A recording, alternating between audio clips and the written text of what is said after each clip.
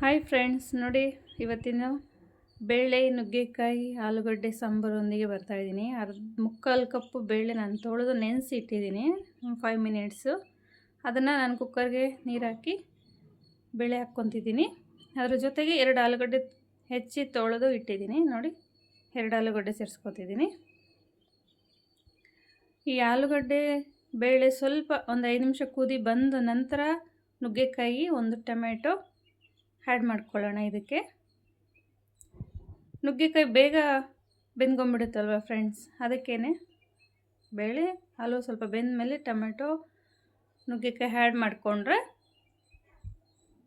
1 ರಿಂದ 2 whistle okay ಸಾಕಾಗುತ್ತೆ. ನೋಡಿ, ನಾನು ಮಸಾಲೆ ರುಬ್ಬೋದಕ್ಕೆ 2 ಸ್ಪೂನು ಸಾಂಬಾರು ಪೌಡ್ರ್ ತೊಗೊಂಡಿದ್ದೀನಿ, 1 ಟೊಮೆಟೊ, ಸ್ವಲ್ಪ ತೆಂಗಿನಕಾಯಿ, ಸ್ವಲ್ಪ ಹುಣಸೆಹಣ್ಣು, ಸ್ವಲ್ಪ ಕೊತ್ತಂಬರಿ, 4 ರಿಂದ 5 ಬೆಳ್ಳುಳ್ಳಿ ಎಳ್ಸು ರುಬ್ಬಿ ಬಂದುಬಿಡೋಣ.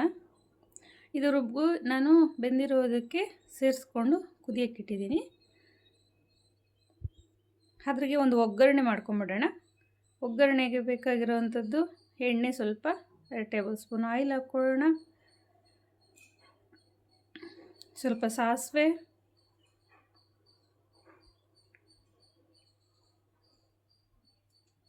ಜೊತೆಗೆ ಸ್ವಲ್ಪ ಜೀರಿಗೆ,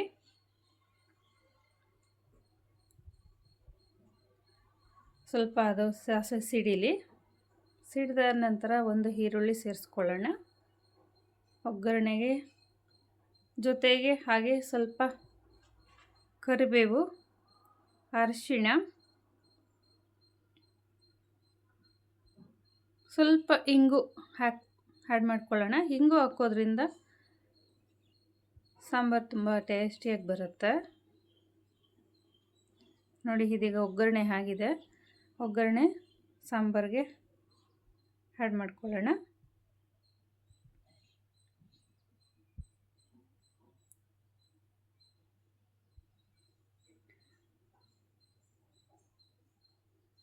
ಇದೀಗ ಒಗ್ಗರಣೆ ಆ್ಯಡ್ ಮಾಡಿಕೊಂಡು ನೋಡಿ ಎಷ್ಟು ಸೊಗಸಾಗಿ ಬಂದಿದೆ ನುಗ್ಗೆಕಾಯಿ ಬೇಳೆ ಸಾಂಬಾರು. ಟೇಸ್ಟಿಗೆ ತಕ್ಕಷ್ಟು ಉಪ್ಪು ರುಚಿಗೆ ನೋಡ್ಕೊಂಡು ಹಾಕ್ಕೊಳ್ಳಿ. ನೋಡಿ ಎಷ್ಟು ಸೊಗಸಾಗಿದೆ. ಬೇಳೆ ನುಗ್ಗೆಕಾಯಿ ಆಲೂಗಡ್ಡೆ ಹಾಕಿ ಮಾಡೋದ್ರಿಂದ ತುಂಬಾ ಚೆನ್ನಾಗಿರುತ್ತೆ. ನುಗ್ಗೆಕಾಯಲ್ಲಿ ಫೈಬರ್ ಕಂಟೆಂಟ್ ಇರುತ್ತೆ ಫ್ರೆಂಡ್ಸ್, ಕ್ಯಾಲ್ಶಿಯಮು.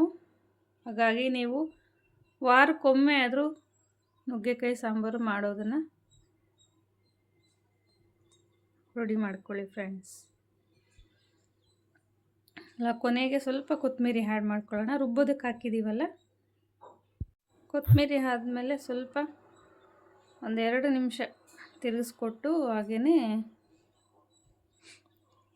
ಒಂದು ಸ್ವಲ್ಪ ಇವಾಗ ಸರ್ವಿಂಗ್ ಬೌಲ್ಗೆ ಸರ್ವ್ ಮಾಡ್ತಾಯಿದ್ದೀನಿ. ನೋಡಿ, ಬಿಸಿ ಬಿಸಿ ಅನ್ನದ ಜೊತೆಗೆ ನುಗ್ಗೆ ಬೇಳೆ ಸಾಂಬಾರು ರುಚಿಯಾಗಿದೆ. ಬನ್ನಿ ಫ್ರೆಂಡ್ಸ್, ಟೇಸ್ಟ್ ನೋಡಿ, ಶೇರ್ ಮಾಡಿ, ಸಬ್ಸ್ಕ್ರೈಬ್ ಮಾಡಿ, ಲೈಕ್ ಮಾಡಿ, ತಪ್ಪದೆ ಬೆಲ್ ಐಕನ್ ಕ್ಲಿಕ್ ಮಾಡಿ. Thank you friends. ಹೇಗಿದೆ ಮಾಡಿ ಟೇಸ್ಟ್ ನೋಡಿ, ಕಮೆಂಟ್ ಮಾಡಿ.